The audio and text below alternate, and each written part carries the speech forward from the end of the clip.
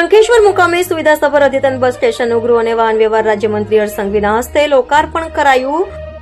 પાટણ જિલ્લાના શંખેશ્વર ખાતે અંદાજિત રૂપિયા 2.57 કરોડના ખર્ચે નિર્માણ પામેલા બસ સ્ટેશનનું લોકાર્પણ ગૃહ અને વાહન વ્યવહાર રાજ્યમંત્રી હર્ષ સંઘવીના હસ્તે કરવામાં આવ્યું હતું.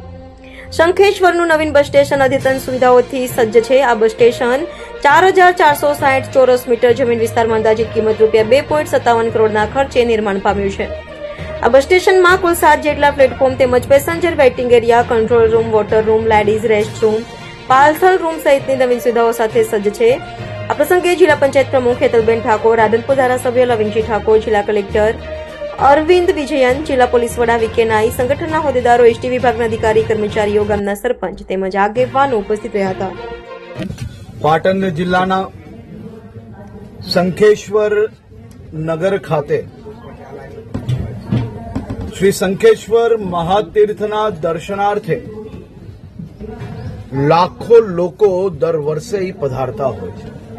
એ જ રીતે આજુબાજુના 30-32 ગામો માટે શંખેશ્વર બસ સ્ટેશન એ ખૂબ મહત્વનું સેન્ટર તરીકે ઓળખાય છે. ખૂબ મોટી સંખ્યામાં બસો અહીંયાથી અવર જવર કરતી હોય છે.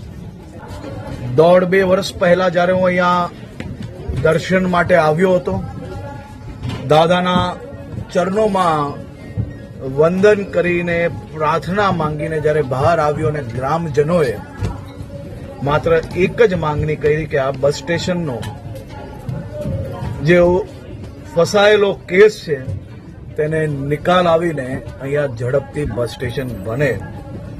તાત્કાલિક 15-20 દિવસમાં ટેન્ડરની પ્રોસિજર હોય, ખાતમુહૂર્તનું પ્લાનિંગ હોય, બધું પૂર્ણ કરીને 15-20 દિવસમાં જ ખાતમુહૂર્ત કરેલું હતું અને માત્ર 1.5 વર્ષની અંદર ખાતમુહૂર્તથી લોકાર્પણ સુધી શંખેશ્વર બસ સ્ટેશન આજે અદ્ભુત બધી જ વ્યવસ્થાઓ જોડે તૈયાર થઈ ગયું અને લોકાર્પણ બી કરી લેવામાં આવ્યું. હમણાં 15-20 મિનિટમાં ખૂબ મોટી સંખ્યામાં લોકો આ બસ સ્ટેશનનો લાભ લેતા આપ સૌને નજરે